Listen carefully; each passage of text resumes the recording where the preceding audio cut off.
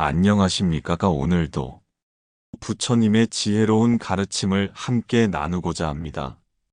바쁘고 복잡한 현대 사회를 살아가면서 우리는 수많은 걱정과 근심에 시달리게 됩니다. 미래에 대한 불안, 과거에 대한 후회, 현재의 고통들이 우리의 마음을 어둡게 만들고 있습니다. 하지만 2500년 전 부처님께서 이미 이러한 인간의 고통에 대한 해답을 제시해 주셨습니다. 오늘은 부처님의 말씀과 법구경의 가르침을 통해 우리 마음의 걱정과 근심을 어떻게 다스릴 수 있는지 함께 살펴보겠습니다. 영상이 도움이 되신다면 구독과 좋아요 버튼을 눌러주시고 알림 설정까지 해주시면 앞으로도 좋은 법문을 지속적으로 받아보실 수 있습니다. 그럼 지금부터 마음의 평안을 찾는 여행을 함께 떠나보겠습니다. 걱정과 근심이란 무엇일까요? 이것들은 우리가 아직 일어나지 않은 일에 대해 미리 두려워하거나 이미 지나간 일에 대해 끊임없이 되돌아보며 괴로워하는 마음의 상태입니다. 부처님께서는 이러한 마음의 작용을 매우 정확하게 파악하셨고, 이를 극복할 수 있는 지혜를 우리에게 전해주셨습니다. 법구경에서는 이렇게 말씀하고 있습니다. 모든 것은 마음이 앞서고 마음이 주인이며 마음으로부터 만들어진다. 만약 맑은 마음으로 말하거나 행동한다면 즐거움이 그 사람을 따를 것이니 마치 그림자가 그 형체를 떠나지 않는 것과 같다. 이 말씀은 우리의 걱정과 근심 또한 마음에서 비롯된다는 것을 의미합니다. 외부의 상황이나 환경이 직접적으로 우리를 괴롭게 하는 것이 아니라 그러한 상황을 바라보는 우리의 마음가짐과 인식이 고통의 원인이 되는 것입니다. 따라서 마음을 바르게 다스린다면 걱정과 근심에서 벗어날 수 있다는 희망적인 메시지를 전하고 있습니다. 부처님께서는 과거는 이미 지나갔고 미래는 아직 오지 않았다. 오직 현재의 이 순간만이 실제로 존재한다고 말씀하셨습니다. 이것은 우리가 걱정과 근심에 사로잡히는 근본적인 원인을 지적한 매우 중요한 가르침입니다. 우리의 걱정 대부분은 아직 일어나지 않은 미래의 일들에 대한 것입니다. 만약 이렇게 된다면 어떻게 하지? 저 사람이 나를 싫어하면 어떻게 하지? 내가 실패한다면 어떻게 되지? 이러한 가정들이 우리의 마음을 어둡게 만듭니다. 또한 우리의 근심 중 상당 부분은 과거의 일들에 대한 후회와 자책에서 비롯됩니다. 그때 다르게 했더라면, 왜 그런 선택을 했을까? 내가 더 잘했다면. 이런 생각들이 끊임없이 우리를 괴롭힙니다. 하지만 부처님의 가르침에 따르면 과거와 미래는 실제로 존재하지 않는 환상입니다. 과거는 이미 사라졌고 미래는 아직 오지 않았습니다. 우리가 진정으로 살아가고 있는 것은 바로 지금 이 순간뿐입니다. 이 현재의 순간에 온전히 머물 때 걱정과 근심은 자연스럽게 사라지게 됩니다. 법구경에서는 이렇게 설명합니다. 현명한 사람은 밤낮으로 현재에 대해 명상한다. 현명한 사람은 과거를 그리워하지 않으며 미래를 갈망하지도 않는다. 현재에 머무르는 것, 이것이 바로 마음 챙김이라고 불리는 수행법의 핵심입니다.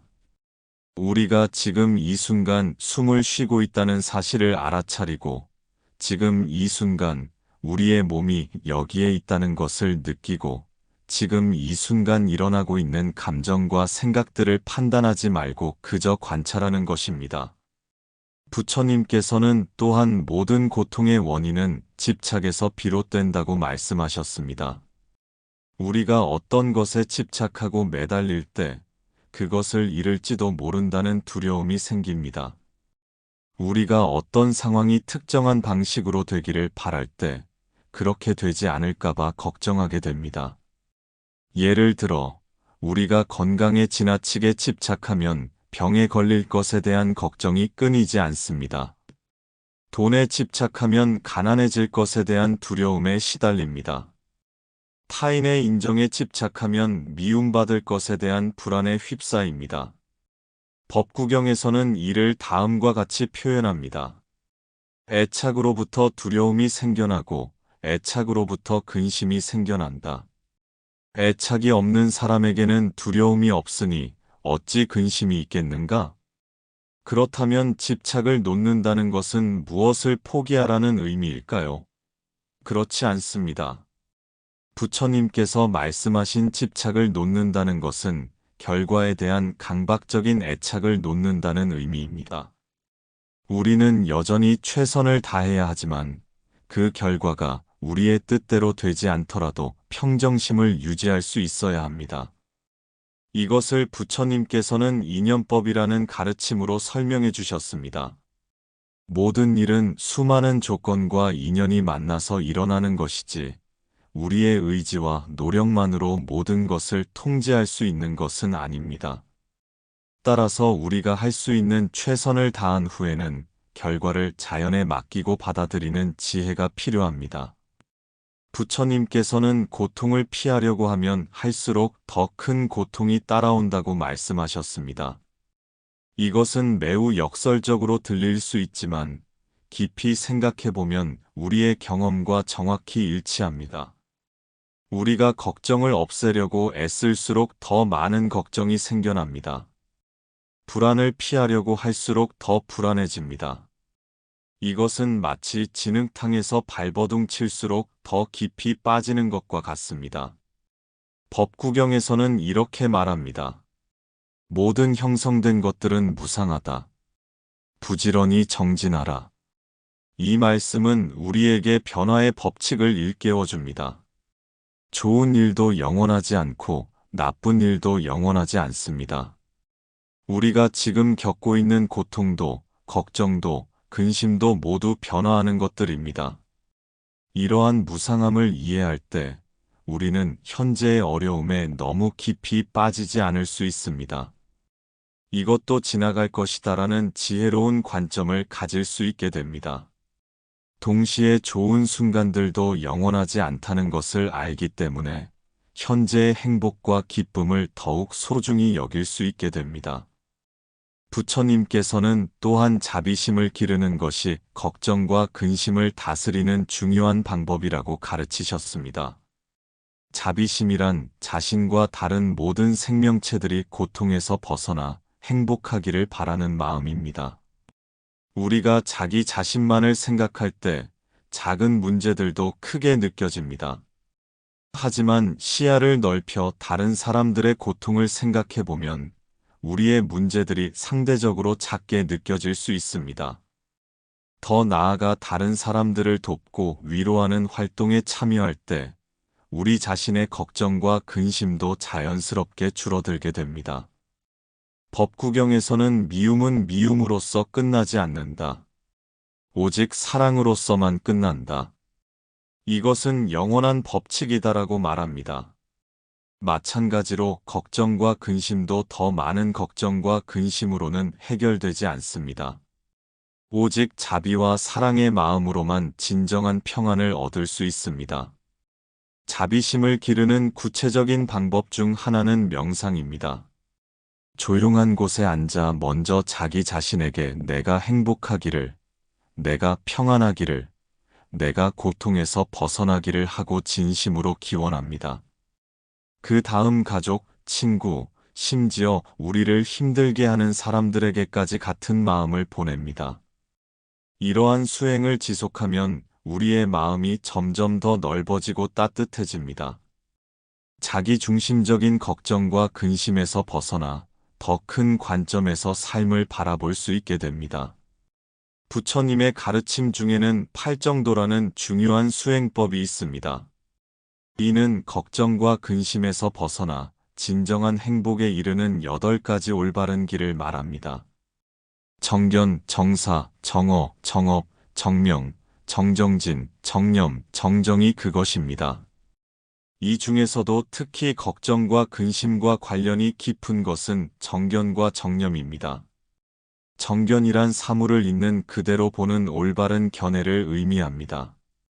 우리의 걱정 대부분은 상황을 실제보다 더 나쁘게 보거나 왜곡된 관점으로 바라보는 데서 비롯됩니다.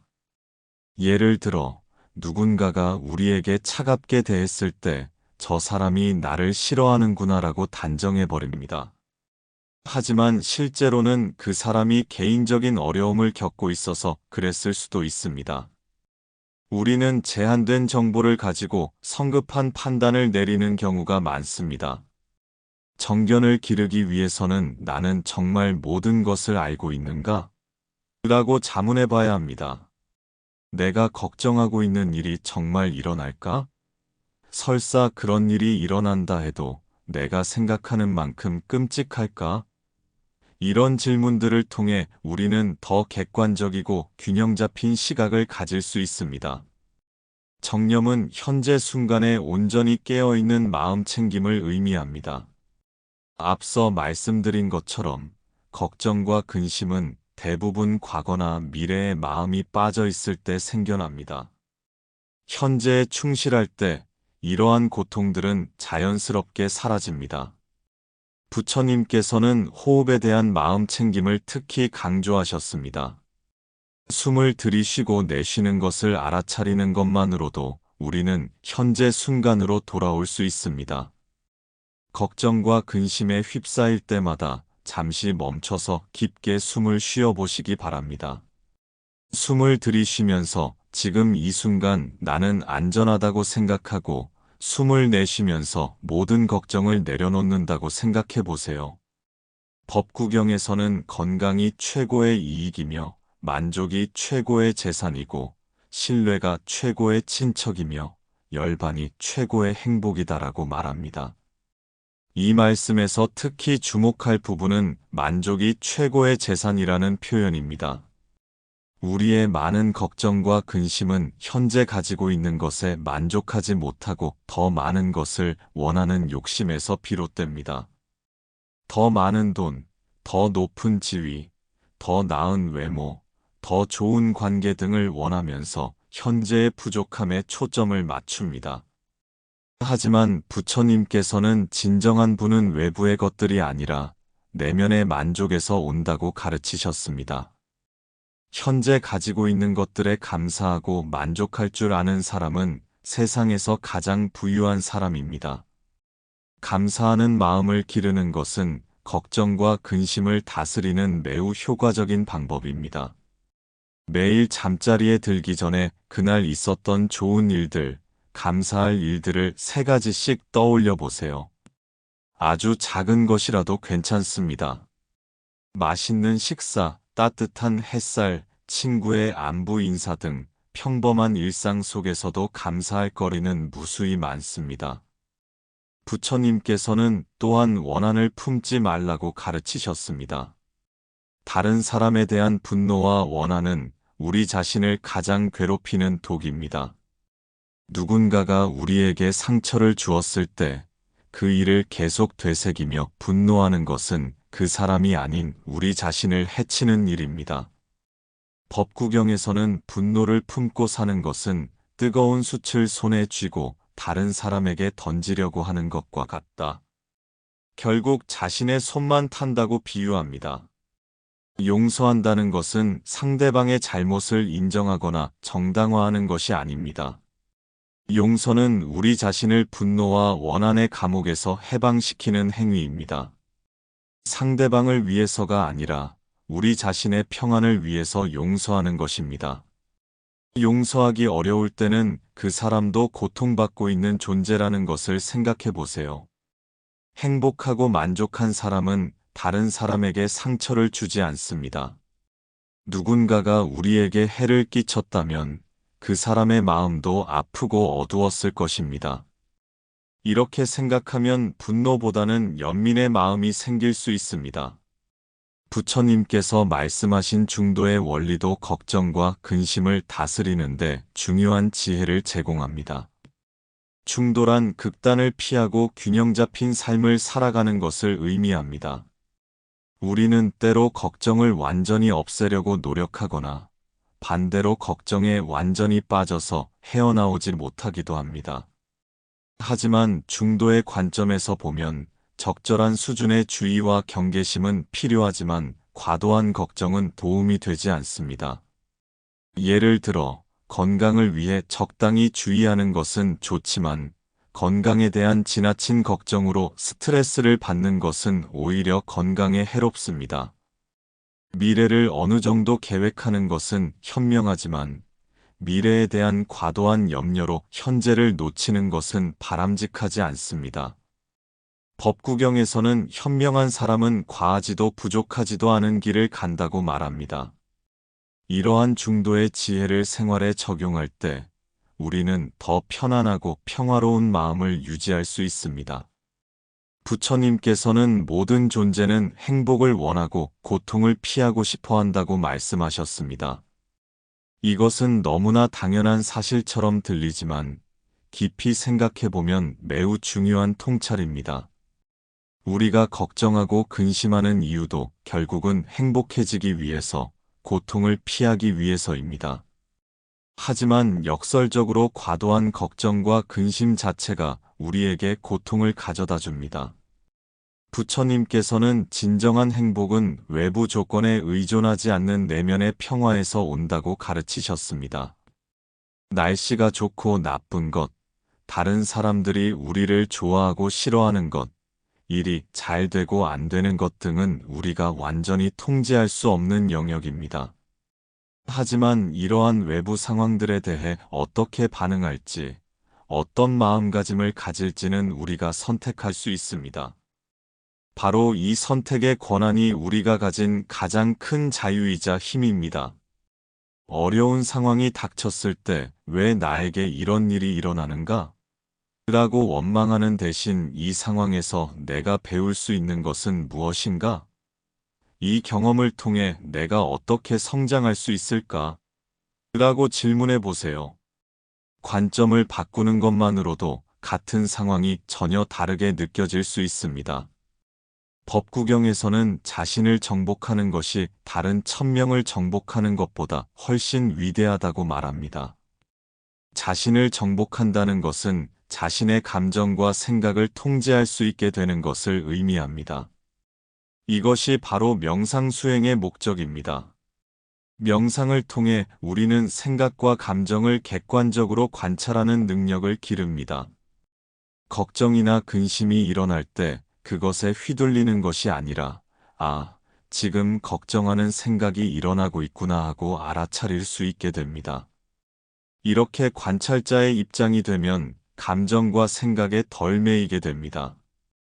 구름이 하늘을 가릴 수는 있지만 하늘 자체를 해치지는 못하는 것처럼 걱정과 근심이 일시적으로 마음을 어둡게 할 수는 있지만 우리의 본래 평안한 본성을 파괴할 수는 없습니다. 부처님께서는 모든 것은 인연에 따라 생겨나고 인연에 따라 사라진다고 말씀하셨습니다. 이것을 연기법이라고 부릅니다. 우리의 걱정과 근심도 특정한 조건들이 만나서 생겨난 것이므로 그 조건들이 바뀌면 자연스럽게 사라집니다. 예를 들어 경제적 어려움 때문에 걱정한다면 그 걱정은 돈이 부족하다는 상황, 미래에 대한 불안이라는 마음 상태, 안전에 대한 욕구 등 여러 조건들이 만나서 생긴 것입니다. 이 중 어떤 조건이라도 바뀌면 걱정의 성격이나 강도가 달라집니다. 돈이 늘어나면 물론 걱정이 줄어들겠지만 돈이 그대로라도 미래에 대한 신뢰를 키우거나 현재에 감사하는 마음을 기르면 걱정이 줄어들 수 있습니다. 또한 진정한 안전은 외부 조건에 있는 것이 아니라 내면의 평화에 있다는 것을 깨달으면 근본적으로 걱정에서 벗어날 수 있습니다. 법구경에서는 지혜로운 사람은 자신의 마음을 다스린다. 마음을 다스리기 어렵고 경솔하며 욕망하는 대로 따라간다. 마음을 다스리는 것은 좋은 일이다. 잘 다스린 마음은 행복을 가져온다고 말합니다. 마음을 다스린다는 것은 감정을 억압하거나 무시하는 것이 아닙니다. 오히려 감정을 있는 그대로 인정하되 그것에 휘둘리지 않는 것입니다. 걱정이 일어날 때 걱정하면 안 되는데 라고 자책하기보다는 지금 내 마음이 걱정하고 있구나. 이 걱정이 나에게 무엇을 말하려고 하는 걸까? 하고 관심을 가져보세요. 때로는 걱정 속에 숨어 있는 지혜로운 메시지가 있을 수 있습니다. 예를 들어 건강에 대한 걱정은 더 건강한 생활 습관을 갖도록 동기를 부여할 수 있습니다. 인간관계에 대한 걱정은 더 진실하고 깊이 있는 관계를 만들어 가도록 이끌 수 있습니다. 하지만 대부분의 걱정은 실제 문제 해결과는 거리가 멀고 단지 마음의 에너지를 소모시킬 뿐입니다. 이런 경우에는 걱정을 하는 시간에 실제로 할 수 있는 행동을 취하는 것이 훨씬 도움이 됩니다. 부처님께서는 의심하지 말고 실천하라고 말씀하셨습니다. 걱정과 근심을 다스리는 가르침들도 단지 머리로만 이해해서는 소용이 없습니다. 일상생활 속에서 꾸준히 실천해야 진정한 변화를 경험할 수 있습니다. 실천의 첫걸음은 자각입니다. 자신이 언제, 어떤 상황에서 걱정하는지 알아차리는 것부터 시작하세요. 걱정이 일어나는 순간을 놓치지 말고, 아, 지금 내가 걱정하고 있구나 하고 인식하는 것입니다. 그 다음으로는 그 걱정이 과연 현실적인 것인지, 건설적인 것인지 살펴보세요. 만약 실제로 대비해야 할 일이라면 구체적인 행동 계획을 세우고 실행에 옮기시기 바랍니다. 하지만 막연한 불안이나 통제할 수 없는 일에 대한 걱정이라면 부처님의 가르침을 떠올리며 마음을 돌려보세요. 법구경에서는 게으른 사람에게는 지혜가 자라지 않는다. 게으르지 않은 사람의 지혜는 보름달처럼 자라난다고 말합니다. 영적 수행에서도 꾸준함이 가장 중요합니다. 하루에 몇 분이라도 조용한 시간을 갖고 명상하거나 부처님의 가르침을 묵상하는 시간을 가져보세요. 또한 자해명상을 실천해 보시기 바랍니다. 이는 자신과 모든 존재들에게 사랑과 자비의 마음을 보내는 수행법입니다. 먼저 자기 자신에게 내가 행복하기를, 내가 평안하기를, 내가 건강하기를, 내가 자유롭기를 하고 진심으로 기원합니다. 그 다음 가장 사랑하는 사람을 떠올리며 같은 기원을 보냅니다. 그대가 행복하기를, 그대가 평안하기를. 점차 범위를 넓혀 친구들, 중립적인 사람들, 심지어 우리를 힘들게 하는 사람들에게까지 자비의 마음을 보냅니다. 마지막에는 세상의 모든 생명체들에게 모든 존재가 행복하기를, 모든 존재가 고통에서 벗어나기를 하고 기원합니다. 이러한 수행을 지속하면 마음이 점점 더 평화로워지고 자기 중심적인 걱정과 근심에서 벗어날 수 있게 됩니다. 부처님께서는 원수를 사랑으로 이기고, 악을 선으로 이기고, 인색함을 베풀므로 이기고, 거짓을 진실로 이긴다고 말씀하셨습니다. 마찬가지로 걱정과 근심도 미움이나 회피로는 이길 수 없습니다. 오직 사랑과 지혜와 받아들임으로만 진정으로 극복할 수 있습니다. 우리가 겪는 고통의 대부분은 현실을 있는 그대로 받아들이지 못하는 데서 비롯됩니다. 왜 나에게 이런 일은 일어나서는 안 되는데. 이런 저항하는 마음이 고통을 더욱 증폭시킵니다. 하지만 부처님께서 가르치신 수용의 지혜를 실천할 때 같은 상황도 전혀 다르게 받아들여집니다. 수용한다는 것은 포기한다는 의미가 아닙니다. 현재 상황을 있는 그대로 인정한 후 그 상황에서 할 수 있는 최선의 선택을 하는 것입니다. 법구경에서는 물이 연꽃잎에 머물지 않는 것처럼, 진흙이 연꽃잎에 붙지 않는 것처럼 현명한 사람은 세상의 쾌락에 집착하지 않는다고 비유합니다. 연꽃은 진흙탕에서 피어나지만 진흙에 더럽혀지지 않습니다. 우리도 세상의 어려움 속에서 살아가지만 그 어려움에 마음이 더럽혀지지 않을 수 있습니다. 외부 상황은 어쩔 수 없더라도 내면의 평정심은 지킬 수 있습니다. 이것이 바로 부처님께서 보여주신 해탈의 모습입니다. 부처님의 생애를 살펴보면 그분께서도 인간으로서 수많은 어려움과 시련을 겪으셨습니다. 왕궁을 떠나 6년간의 고행을 하시며 굶주림과 추위, 외로움을 견뎌내셨습니다. 깨달음을 얻으신 후에도 사람들의 오해와 비난, 제자들의 배신 등을 경험하셨습니다. 하지만 부처님께서는 어떤 상황에서도 평정심을 잃지 않으셨습니다. 고통 속에서도 원망하지 않으시고, 비난받을 때도 화내지 않으시고, 배신당할 때도 미워하지 않으셨습니다. 이것이 바로 완전한 깨달음의 모습입니다. 우리가 부처님과 같은 완전한 깨달음을 얻기는 어렵겠지만, 그분의 가르침을 따라 한 걸음씩 나아갈 수는 있습니다. 작은 걱정부터 시작해서 점차 더 큰 근심들도 지혜롭게 다루어 나갈 수 있게 될 것입니다. 부처님께서는 마음이 모든 법의 근본이다라고 말씀하셨습니다. 우리의 현실은 우리가 어떤 마음으로 세상을 바라보느냐에 따라 결정됩니다. 같은 비를 보고도 어떤 사람은 우울해하고 어떤 사람은 시원함을 느낍니다. 같은 고요함을 경험하고도 어떤 사람은 외로워하고 어떤 사람은 평화로워합니다. 법구경에서는 모든 것은 마음에서 일어나는 현상이다. 마음이 맑으면 말과 행동도 맑아진다. 행복이 그림자처럼 따라온다고 설명합니다.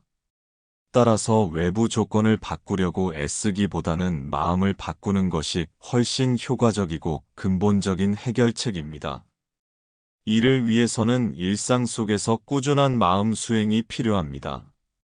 아침에 일어나자마자 오늘 하루도 감사한 마음으로 살겠다고 다짐해 보세요. 밥을 먹을 때는 이 음식에 감사한다고 생각하며 천천히 음미해 보세요. 사람들을 만날 때는 이 만남에 감사한다는 마음으로 대해 보세요. 이런 작은 실천들이 쌓이면서 우리의 마음은 점점 더 긍정적이고 평화로워집니다. 걱정과 근심이 일어나더라도 그것들이 마음을 완전히 지배하지 못하게 됩니다. 부처님께서는 또한 벗들과의 교제의 중요성을 강조하셨습니다. 좋은 친구들과 함께 있으면 마음이 밝아지고 지혜가 자라납니다. 반대로 부정적인 사람들과 계속 어울리면 우리 마음도 어두워집니다. 법구경에서는 현명하지 못한 사람과 사귀지 말고 비열한 사람과 어울리지 말며 선한 사람과 사귀고 최상의 사람과 어울려라고 권합니다. 이것은 다른 사람을 차별하라는 의미가 아니라 자신의 영적 성장을 위해 환경을 선택하라는 뜻입니다. 걱정과 근심에 사로잡혀 있을 때는 지혜로운 스승이나 선배 또는 마음이 평안한 친구들과 대화를 나누어 보세요. 그들의 관점과 조언이 새로운 시각을 제공해 줄 수 있습니다. 또한 부처님의 가르침을 공부하는 모임이나 명상 그룹에 참여하는 것도 큰 도움이 됩니다. 부처님의 가르침 중에 사성제라는 중요한 내용이 있습니다. 첫 번째는 고성제로 인생에는 고통이 있다는 사실을 인정하는 것입니다. 두 번째는 집성제로 고통의 원인이 가래와 집착에 있다는 것을 깨닫는 것입니다. 세 번째는 멸성제로 고통을 끝낼 수 있다는 희망을 갖는 것입니다. 네 번째는 도성제로 고통을 끝내는 구체적인 방법인 팔정도를 실천하는 것입니다. 이 가르침을 걱정과 근심에 적용해 보면 다음과 같습니다. 먼저 걱정과 근심이 인생의 자연스러운 부분이라는 것을 인정해야 합니다. 나는 왜 이렇게 걱정이 많을까 하며 자책하지 말고 이것이 인간의 보편적인 경험임을 받아들이는 것입니다. 두 번째로는 이러한 걱정과 근심의 뿌리를 살펴봐야 합니다.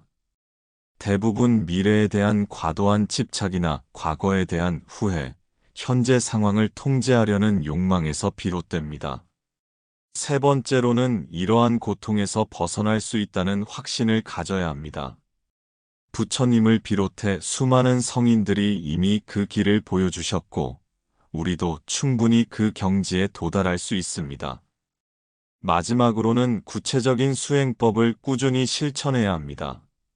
명상, 자비심 기르기, 현재 순간에 머물기, 감사하는 마음 갖기 등의 방법들을 일상생활 속에서 적용하는 것입니다. 부처님께서는 물방울이 모여 물통을 채우듯 현명한 사람은 조금씩 쌓아가며 선을 완성한다고 말씀하셨습니다. 걱정과 근심을 완전히 없애는 것은 하루아침에 이루어지지 않습니다. 하지만 매일매일 조금씩 노력한다면 반드시 변화를 경험하게 될 것입니다. 때로는 실패하고 다시 걱정에 빠질 수도 있습니다. 그럴 때도 자책하지 마시기 바랍니다. 법구경에서는 실수를 깨달았으면 즉시 그만두어라. 악을 계속 행하지 말라. 선을 행하기를 게을리 하지 말라고 가르칩니다. 넘어진 것보다 다시 일어서는 것이 더 중요합니다. 걱정에 빠졌다면 그것을 알아차리고 다시 현재로 돌아오면 됩니다. 부처님의 가르침은 완벽한 사람들을 위한 것이 아니라 우리 같은 범부들을 위한 것입니다. 부처님께서는 또한 보시의 공덕에 대해서도 말씀하셨습니다. 보시란 자신의 것을 남에게 나누어 주는 것을 의미합니다. 돈이나 물질만이 아니라 시간, 관심, 사랑도 보시가 될 수 있습니다. 다른 사람을 도울 때 우리는 자기 자신의 문제에서 잠시 벗어날 수 있습니다. 누군가의 고통을 덜어주고 기쁨을 나누어 줄 때 우리 자신도 더 큰 행복을 느끼게 됩니다. 이것은 단순한 도덕적 가르침이 아니라 마음의 작동 원리에 대한 깊은 통찰입니다. 법구경에서는 베푸는 사람은 잠들 때도 편안하고 깨어날 때도 편안하며 꿈속에서도 편안하다. 사람들이 사랑하며 하늘도 보호한다고 말합니다. 베풀매 마음은 자연스럽게 걱정과 근심을 줄여줍니다. 혹시 경제적으로 어려워서 물질적 보시가 힘들다면 미소를 지어주는 것, 따뜻한 말 한마디를 건네는 것, 누군가의 이야기를 진심으로 들어주는 것만으로도 충분합니다. 중요한 것은 베푸는 마음가짐입니다. 부처님의 가르침을 정리하면 걱정과 근심에서 벗어나는 길은 다음과 같습니다. 첫째, 현재 순간에 머물기입니다. 과거나 미래가 아닌 지금 이 순간을 온전히 경험하는 것입니다. 둘째, 집착 놓아주기입니다. 결과에 대한 강박적인 애착을 내려놓고 최선을 다한 후에는 자연의 흐름에 맡기는 것입니다. 셋째, 자비심 기르기입니다. 자신과 모든 생명체들에 대한 사랑과 연민의 마음을 키우는 것입니다. 넷째, 지혜 기르기입니다. 사물을 있는 그대로 보고 무상함을 이해하며 이념법의 원리를 깨닫는 것입니다. 다섯째, 꾸준한 실천입니다. 하루 몇 분이라도 명상하고 부처님의 가르침을 일상에 적용해 보는 것입니다.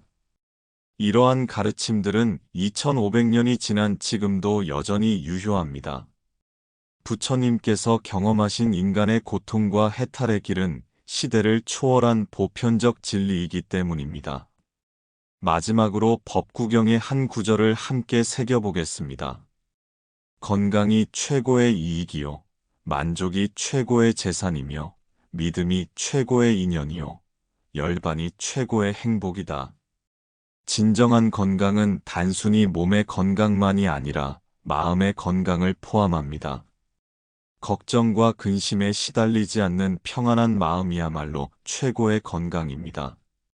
진정한 재산은 외부의 것들이 아니라 현재 가진 것에 만족할 줄 아는 마음입니다.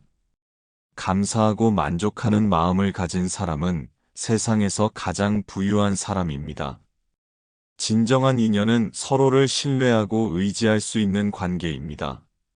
부처님과 그 가르침, 그리고 같은 길을 걷는 도반들과의 인연이야말로 최고의 인연입니다. 그리고 진정한 행복은 모든 고통과 번뇌에서 완전히 벗어난 열반의 경지입니다. 비록 우리가 아직 그 경지에 이르지는 못했지만 부처님의 가르침을 따라 한 걸음씩 나아간다면 언젠가는 그 평화로운 경지에 도달할 수 있을 것입니다. 여러분의 마음에 평안이 깃들기를 기원합니다. 모든 걱정과 근심에서 벗어나 참된 행복을 누리시기 바랍니다. 부처님의 자비로운 가르침이 여러분의 삶에 지혜의 빛이 되기를 간절히 기도드립니다. 오늘 법문이 도움이 되셨다면 구독과 좋아요, 그리고 주변 분들에게도 공유해 주시기 바랍니다. 더 많은 분들이 부처님의 지혜로운 가르침을 접할 수 있도록 도와주세요. 고맙습니다. 나무아미타불.